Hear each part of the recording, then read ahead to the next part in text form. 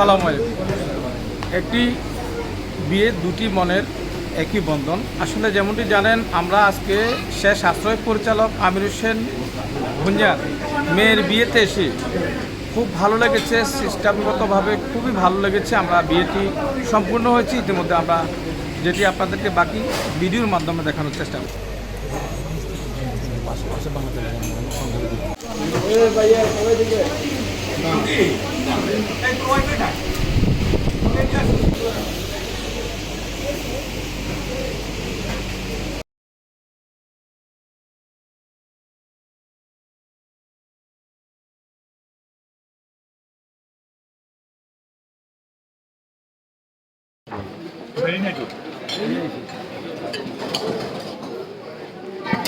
والصلاة والسلام على أشرف الأنبياء والمرسلين وعلى آله وأصحابه أجمعين.